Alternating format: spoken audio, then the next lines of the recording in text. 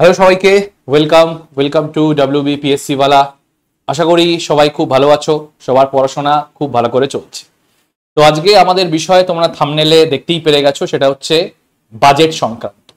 তো এই বাজেট নিয়ে অনেকেরই প্রত্যাশা ছিল, বিশেষ করে মিডল ক্লাস যারা পপুলেশন রয়েছে তাদের প্রত্যাশা কিন্তু আরো অনেক বেশি ছিল যে এই বাজেট থেকে হয়তো মিডল ক্লাস কিছুটা হলেও রেহাই পাবে।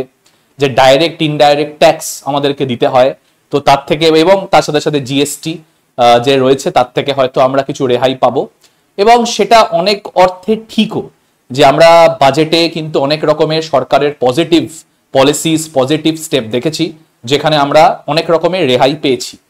কিন্তু আজকে আমাদের মূল বিষয় হচ্ছে যে সরকার এই বাজেটটাকে প্রজেক্ট করেছে একটা মধ্যবিত্তের budget, middle class related budget. হ্যাঁ, অবশ্যই সরকার সেখানে যে মেইন জিনিসটা করেছে সেটা তোমরা সবাই জানো, যে যাদের ইনকাম 12 লাখ অব্দি তাদেরকে কিন্তু কোনো রকম ইনকাম ট্যাক্স আর দিতে হচ্ছে না। তো অবশ্যই এটা পজিটিভ স্টেপ। কিন্তু শুধু ইনকাম ট্যাক্সই মানে মিডল ক্লাস, কত মিডল ক্লাস আছে যে যারা 12 লাখের বেশি রোজগার করছে বা 12 লাখের বেশি তাদের বছরে ইনকাম।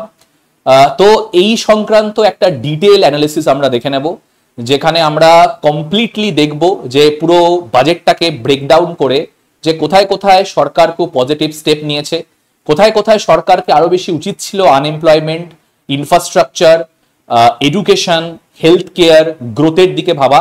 তো এই সংক্রান্ত আজকে আমরা আলোচনা করে নেব। তো সবাইকে স্বাগত। তো দেখা যাক বাজেট নিয়ে সম্পূর্ণ বিষয়। তো যেটা নিয়ে আমি প্রথমে তোমাদের কাছে শুরু করতে চাই সেটা হলো যে বাজেটে একটা মেন হাইলাইট, আশা করি তোমরা সবাই বাজেটের মেন হাইলাইট গুলো অলরেডি দেখে নিয়েছো, অলরেডি তোমাদের অ্যানালিসিস করা আছে।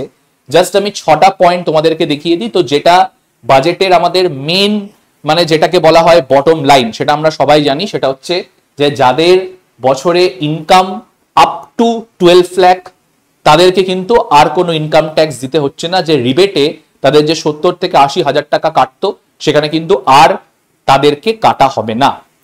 নেক্সট কি বলা হচ্ছে, এমএসএমই। এমএসএমই মানে হচ্ছে মাইনার এবং মিডিয়াম যে এন্টারপ্রাইজ গুলো রয়েছে তাদেরকে সাপোর্ট করার জন্য, যাতে সেই সব এন্টারপ্রাইজে আরো বেশি জব অপরচুনিটি ক্রিয়েট করা যায়, যাদের সেই এন্টারপ্রাইজ গুলোকে আরো বেশি সাপোর্ট করা যায়, সেই জন্য কিন্তু সরকার 5 থেকে 10 কোটি টাকা গ্যারেন্টি কভার দিচ্ছে। তাছাড়া তোমরা দেখো যে কৃষক বা এগ্রিকালচারাল সিস্টেমে সাপোর্ট করার জন্য সরকার কিন্তু এই ধান্যা কৃষি যোজনাকেও কিন্তু সাপোর্ট করছে, যাতে এগ্রিকালচারাল প্রোডাক্টিভিটিতে আমাদের বুস্ট করা যায় এবং আমাদের ফার্মার্সদেরকে সাপোর্ট করা যায়। তাছাড়া তোমরা দেখতে পাচ্ছ যে আমাদের প্রত্যেক বছর যারা যারা ইঞ্জিনিয়ারিং বা মেডিকেল স্টুডেন্ট রয়েছে তাদের সিট কিন্তু এতটাই টাফ কম্পিটিশন যে সেখানে তারা প্রায় একটা ভালো নাম্বার পেয়েও তারা কিন্তু গভর্নমেন্ট স্কলারশিপ বা গভর্নমেন্ট ইঞ্জিনিয়ারিং কলেজে বা গভর্নমেন্ট মেডিকেল কলেজে সিট পাচ্ছে না। তো যারা মেডিকেল স্টুডেন্ট তাদের জন্যও কিন্তু অ্যাডিশনাল আরো 10,000 সিট বাড়ানো হবে।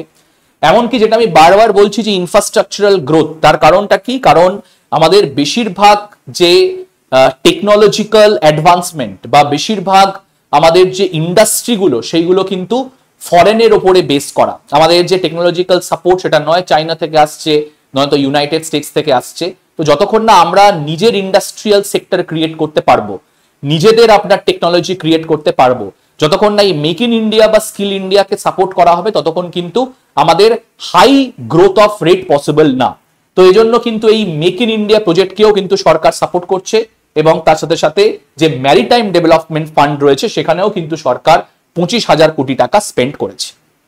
এবার যদি আমরা দেখি যে আমরা যারা মধ্যবিত্ত তারা অবশ্যই তাকিয়ে থাকি বাজেটে যে কোন জিনিসের দামটা কমলো, কোন জিনিসের দাম বাড়লো। তো এখানে জাস্ট একটা আমি তোমাদেরকে লিখে দিয়েছি যে ইভি ইন্ডাস্ট্রি, যেটা তোমাদের বলছিলাম যে নতুন যে অটোমোবাইল সেক্টরগুলো রয়েছে তাতে একটা রেভলিউশন আসতে চলেছে, সেটা হচ্ছে ইলেকট্রনিক ভেহিকল। তো এই ইলেকট্রনিক ভেহিকল ইন্ডাস্ট্রিকে সাপোর্ট করার জন্য ইলেকট্রিক্যাল ভেহিকলের যে র মেটেরিয়াল রয়েছে সেই র মেটেরিয়ালের যে দাম সেটা কমেছে। আমাদের লিওন ব্যাটারিজ, এটাও তোমাদের খেয়াল রাখতে হবে যে এটাও কিন্তু ইভিএম এর ক্ষেত্রে খুব ইম্পর্টেন্ট, ইলেকট্রনিক ভেহিকল মোটরস এর ক্ষেত্রে বা ইলেকট্রনিক ভেহিকলের ক্ষেত্রে ইম্পর্টেন্ট, তারও কিন্তু দাম কমানো হয়েছে। তাছাড়া ল্যাব গ্রোন ডায়মন্ডস এর দাম কমানো হয়েছে, এমনকি টিভি বা যে মোবাইল ফোন রয়েছে সেখানেও কিন্তু দাম কমানো হয়েছে। এবং যেটা এই বাজেটটাকে মধ্যবিত্তের বাজেট বলে প্রজেক্ট করা হচ্ছে, সেটা তোমরা দেখতেই পাচ্ছ। এই স্ল্যাবটা আমি অলরেডি তোমাদের জন্য দাগ দিয়ে রেখেছি। সেটা হচ্ছে আগে ইনকাম গ্রুপ যেটা ছিল আমাদের, যে 8 থেকে 12 লাখ, সেখানে কিন্তু তাদেরকে ট্যাক্স দিতে হতো, তাদের রিবেটে 70 থেকে 80,000 কিন্তু তাদের ট্যাক্স দিতে হতো। কিন্তু এখন তাদের কিন্তু ট্যাক্স থেকে পুরোপুরি এক্সটেন্ড করা হচ্ছে। যাদের ইনকাম 12 লাখ মানে আপ টু 12 লাখ, তাদেরকে কিন্তু কোনো রকম ডাইরেক্ট ইনকাম ট্যাক্স কিন্তু আর দিতে হচ্ছে না, পার্সোনাল ইনকাম ট্যাক্স কিন্তু আর দিতে হচ্ছে না।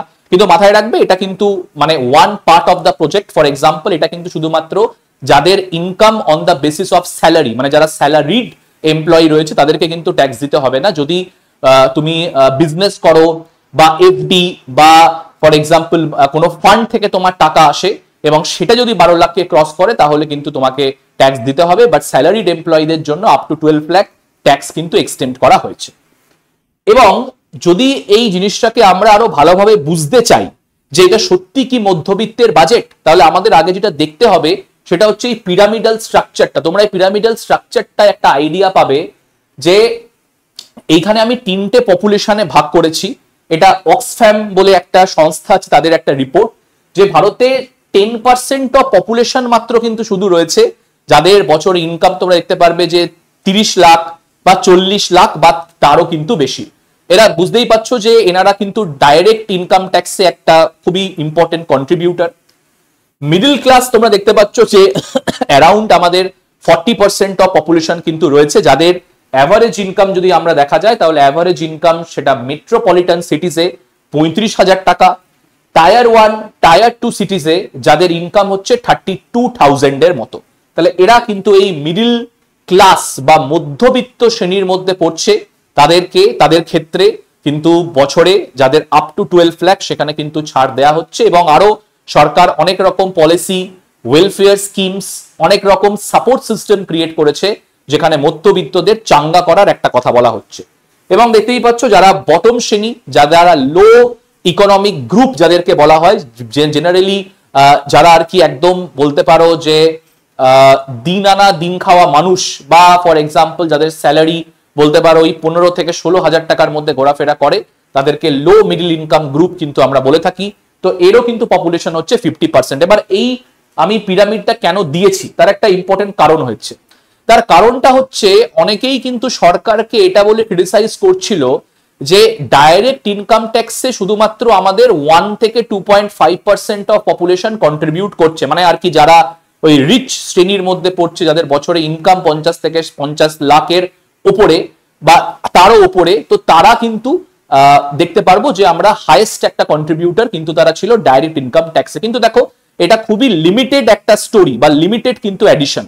যদি আমরা এখানে দেখি তাহলে আমরা কিন্তু খুব ভালো করে দেখতে পারবো যে গুডস অ্যান্ড সার্ভিস ট্যাক্স, মানে ইনডাইরেক্টলি আমরা যে জিনিসগুলো কিনছি, আমরা যে সামগ্রীগুলো কিনছি, বা দৈনন্দিন জীবনে আমাদের যে ডেইলি কোর্স অফ লাইফে যে সামগ্রীগুলো প্রয়োজন লাগে, সেখানে কিন্তু তোমরা দেখতে পাচ্ছ যে 28% অফ ট্যাক্স কিন্তু সরকার কালেক্ট করছে এই জিএসটি থেকে।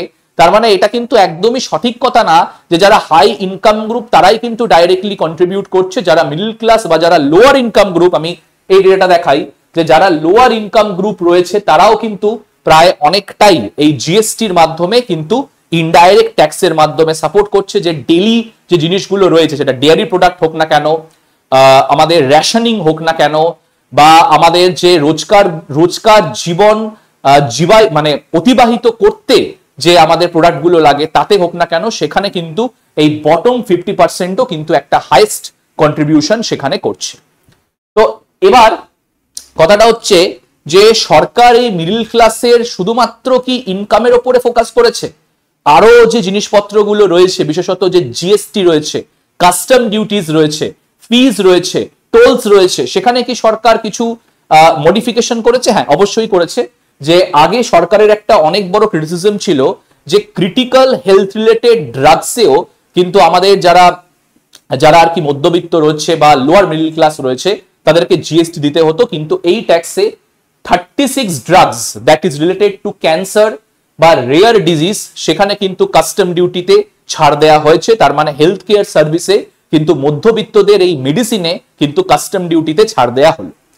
নেক্সট তোমরা এখানে দেখতে পারবে সেটা হচ্ছে আমরা বারবার বলছি যে আনএমপ্লয়মেন্ট ইন্ডিয়ার একটা অনেক বড় প্রবলেম, মানে আনএমপ্লয়মেন্ট আজকে এতটাই বেড়ে গেছে যেখানে বলা হচ্ছে যে ইন্ডিয়ান হিস্ট্রিতে এতটা আনএমপ্লয়মেন্ট কোনোদিনও ছিল না। তো সেই আনএমপ্লয়মেন্টকে সাপোর্ট করতে গেলে যেটা আমাদের দরকার লাগবে সেটা হচ্ছে আমাদের নিজের ম্যানুফ্যাকচারিং সেক্টর, আমরা যেখান থেকে নিজে মাল ম্যানুফ্যাকচারিং করতে পারবো, আমরা নিজে প্রোডাক্ট গুলোকে ম্যানুফ্যাকচারিং করতে পারবো। তো সেখানে তোমরা দেখতে পাচ্ছ যে কাস্টম ডিউটিতে কিন্তু রিলিফ দেওয়া হয়েছে, লিয়ন ব্যাটারি বা লিথিয়াম ব্যাটারি যাকে বলে, যেটা ইভিএম এও কিন্তু পরবর্তীকালে সাপোর্টে আসবে। পরবর্তীকালে তোমরা এটাও দেখতে পাচ্ছ যে খনিজ যে পদার্থগুলো রয়েছে যেগুলো আমাদের ইভিএম ম্যানুফ্যাকচারিং সেক্টরকে, অটোমোবাইল সেক্টরকে সাপোর্ট করবে, সেখানেও কিন্তু কাস্টম ডিউটিতে ছাড় দেওয়া হয়েছে। তাছাড়া এই বি ফর বাজেট মানে কিন্তু আমরা এখানে বি ফর বিহারও বলতে পারি, বিহারকেও কিন্তু অনেক রকম ভাবে সরকার অনেক স্কিমস এর আন্ডারে, অনেক ইকোনমিক বুস্টের আন্ডারে সাপোর্ট করেছে। যেরকম তোমরা দেখতে পাচ্ছ যে বিহারে এই মাখানা বোর্ড কিন্তু এস্টাবলিশ হবে, এই মাখানা বোর্ডের আন্ডারে যে মাখানা যে সেক্টরটা রয়েছে সেটাকেও কিন্তু ফর্মাল সেক্টরে আনা হচ্ছে এবং সেখানে যারা এমপ্লয়িরা রয়েছে তাদেরকেও কিন্তু একটা ফর্মাল স্ট্রাকচারের মধ্যে আনার সরকার চেষ্টা করেছে। নেক্সট তোমরা দেখতে পাচ্ছ সেটা হচ্ছে যে national institute of food and technology, যে শিক্ষার ক্ষেত্রেও কিন্তু এই national institute of food and technology কিন্তু বিহারে গঠন করা হবে। যেসব ছাত্রছাত্রীরা ফুড অ্যান্ড টেকনোলজির ব্যাপারে জানতে চায় তাদের এডুকেশনকে সাপোর্ট করার জন্য কিন্তু এই বাজেটে এটাও পেশ করা হয়েছে। নেক্সট তোমরা দেখতে পাচ্ছ আমাদের যে উড়ান স্কিম, এই উড়ান স্কিমেও কিন্তু সরকার অনেক রকমের প্রজেকশন রেখেছে। সব থেকে বড় কথা যে গ্রিনফিল্ড এয়ারপোর্ট কিন্তু বিহারে শুরু করা হচ্ছে, বিহারের যে এরিওস্পেস রয়েছে সেটাকে কিন্তু সাপোর্ট করার জন্য, বা বিহারে যে এয়ারপোর্ট রয়েছে সেই এয়ারপোর্টের কানেক্টিভিটি 10টা বিহারের শহরের সাথে করা হচ্ছে, এমনকি এভিয়েশন সেক্টরেও কিন্তু বিহারের প্রতি ইনভেস্টমেন্ট করা হচ্ছে। নেক্সট তোমরা দেখতে পাচ্ছ যে ওয়েস্টার্ন কোসি ক্যানাল প্রজেক্ট, এটাও কিন্তু বিহারে শুরু করা হচ্ছে এবং তার সাথে সাথে 5টা নতুন আইআইটি সেট আপ করা হচ্ছে এবং আইআইটি পাটনাকে আরো এক্সপ্যান্ড করার কথা সরকার বলছে।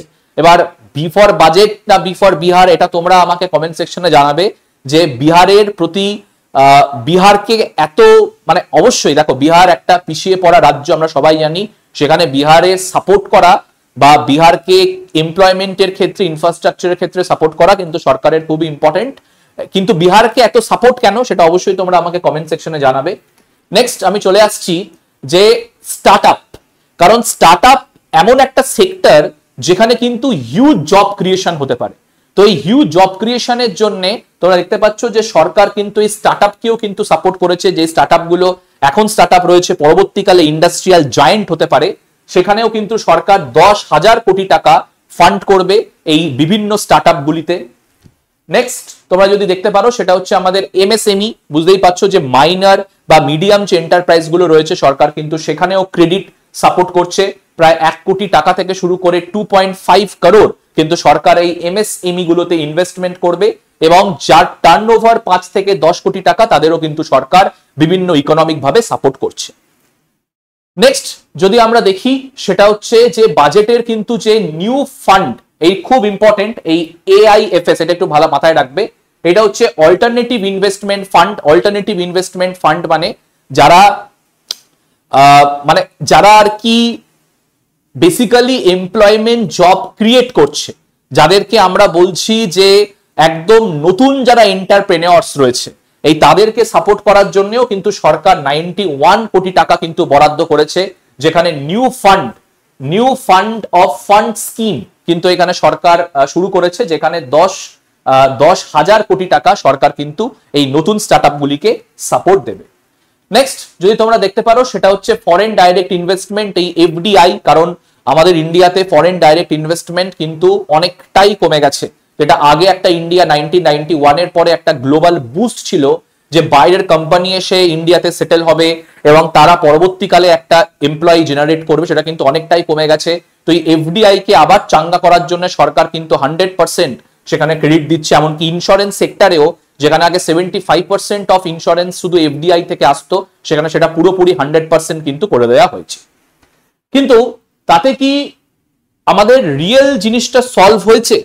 কারণ দেখো আজকে যদি মিডল ক্লাস না স্পেন্ড করে, বা যেটা তোমাদেরকে দেখালাম যে একদম যে 50% যারা লোয়ার ইনকাম গ্রুপ রয়েছে তারা যদি মার্কেটে না খরচা করে, তাহলে কিন্তু ইকোনমি, মানে আমরা ওই ডেভেলপড কান্ট্রি কিন্তু হতে পারবো না। তো যদি তোমরা ডেটা দেখো, ডেটা কিন্তু খুব একটা ভালো না। তার কারণ বলা হচ্ছে যে যারা মেল এমপ্লয়ি রয়েছে তাদের স্যালারি কিন্তু এখনো 2017-2018 ফিনান্সিয়াল ইয়ারেই রয়েছে। তার মানে কোনো রকম ইনসেন্টিভ বা কোনো রকম অ্যানুয়াল গ্রোথ বা কোনো রকম তাদের মোদ্দা কথায় বলতে গেলে, লেম্যান টার্মে বলতে গেলে তাদের কিন্তু মাইনে বাড়েনি। দেখতে পাচ্ছ তোমরা যে এখন যে পার্সেন্টেজ রয়েছে সেটা কিন্তু 9.1% লোয়ার আমরা যদি কম্পেয়ার করি 2017-2018-তে।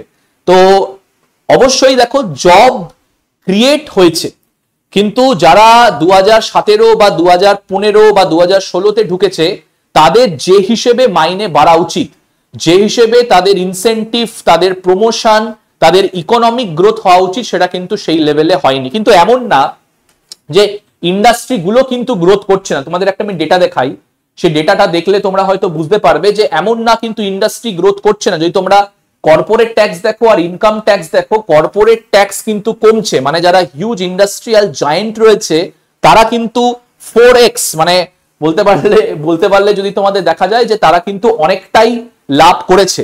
কিন্তু যারা এমপ্লয়ি রয়েছে সেই সব কোম্পানিতে তারা কিন্তু খুব একটা লাভ করেনি। এই জন্যই দেখো কর্পোরেট ট্যাক্স কিন্তু কমেছে, ইনকাম ট্যাক্স যেটা পার্সোনাল ট্যাক্স সেটা কিন্তু সবার বেড়েছে। এবং খুব ইম্পর্টেন্টলি একটা দেখা যায় যদি তোমরা এই এফএমসিজি, এখানে তোমরা দেখতে পাচ্ছ এফএমসিজি, এই এফএমসিজি মানে হচ্ছে যে রোজকার ডেইলি প্রোডাক্ট গুলো আমাদের জীবন অতিবাহিত করার ক্ষেত্রে লাগে। এই এফএমসিজিও কিন্তু যে গ্রোথ রেট হওয়া উচিত সেটাও কিন্তু কমেছে। তোমরা যদি দেখো তাহলে দেখবে ডিক্রিজ হয়েছে 4.3%, যেটা আগস্ট অক্টোবর 2024-এ কিন্তু আমাদের এই এফএমসিজি মানে যে নিত্য জিনিসগুলো আমাদের লাগে, ডেয়ারি প্রোডাক্টস হোক না কেন, ডাল, আটা, চাওয়াল বা বিভিন্ন রকমের যে আমাদের প্রোডাক্টস গুলো হোক না কেন, সেটা কসমেটিক্স হোক না কেন, সেখানে কিন্তু আমাদের যে রিটেনশন রেট, মানে মানুষের কাছে পয়সা আসলে তখনই তো তারা সেটাকে স্পেন্ড করবে, তো সেটা কিন্তু কমেছে। আমরা যদি এটা কম্পেয়ার করি 6.4% কিন্তু ছিল 2023-এ। একটা খুব ইম্পর্টেন্ট জিনিস সেটা হচ্ছে মানুষের যে হেলথ এবং তার সাথে সাথে লাইফ ইন্স্যুরেন্স, সেখানেও কিন্তু ঘাটতি দেখা গেছে।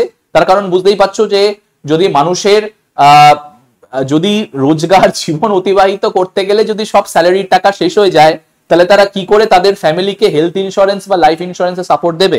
এবং বুঝতে পারছো এই সব ক্রিটিক্যাল সেক্টরেও কিন্তু সরকার প্রায় 18% করে জিএসটি কিন্তু লাগিয়ে দিয়েছে।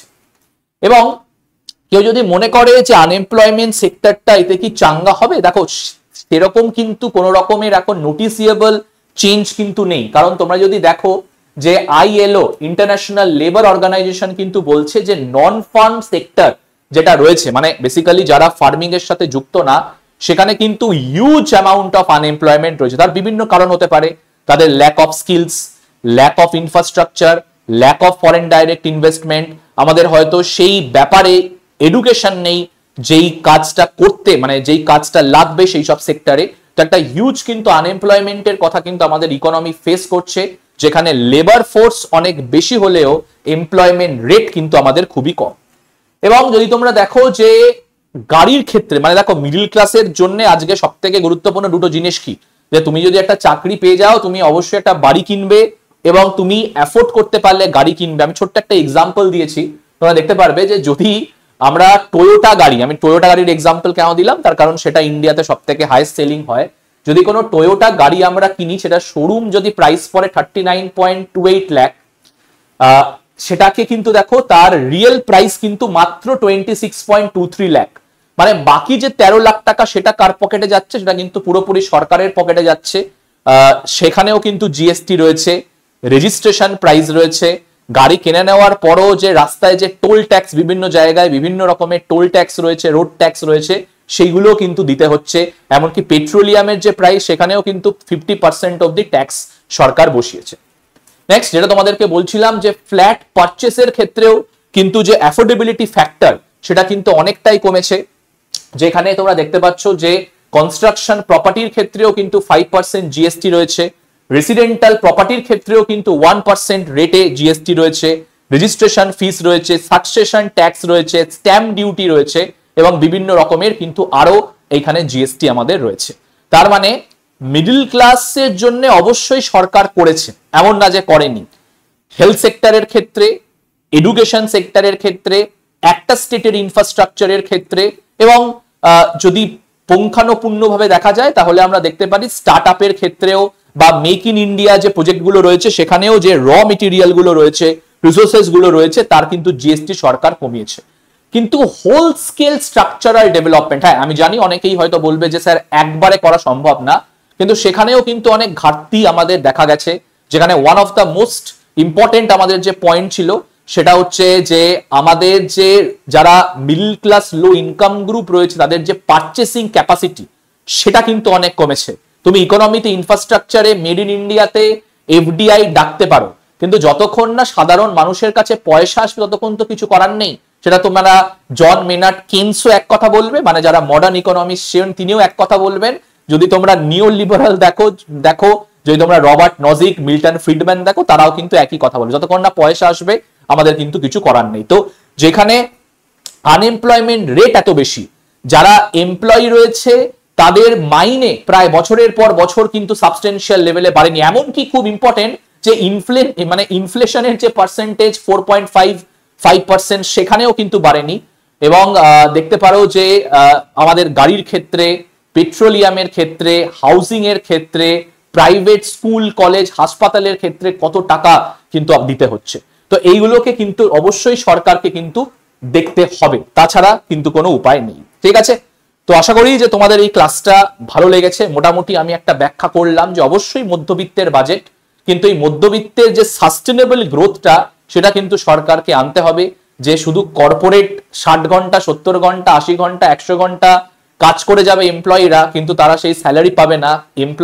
কিন্তু যারা কর্পোরেটের সাথে যুক্ত আছে তারা 4 টাইম স্যালারি পাচ্ছে, সেটা কিন্তু হবে না। মাথায় রাখবে যে যারা বড় বড় ব্যবসায়ী, বিজনেসম্যান, তাদের হাতে টাকাও আসছে, তারা সেই টাকা কিন্তু ফরেনে গিয়ে টাকা পয়সা, মোবাইল বা যিনি লাক্সারি আইটেম হয় খরচা করছে, এটা কোনো খারাপ ব্যাপার না। টাকা আমরা কামাচ্ছি সেটা নিজের চাহিদা পূরণ করার জন্য। কিন্তু যদি এমপ্লয়ির হাতে টাকা না থাকে, যদি তারা লাক্সারি আইটেমে স্পেন্ড না করে, ফুডে স্পেন্ড না করে, যদি তারা গাড়ি, প্রপার্টি পারচেস না করে, তাহলে কিন্তু ইন্ডিয়ান ইকোনমি সাস্টেনেবল গ্রোথে আসতে পারবে না। তো এই পর্যন্তই আমি রাখলাম আজকে। আশা করি ক্লাসটা ভালো লাগলো। পরবর্তীকালে এরকম ক্লাস নিয়ে আবার তোমাদের সাথে দেখা হচ্ছে। Thank you.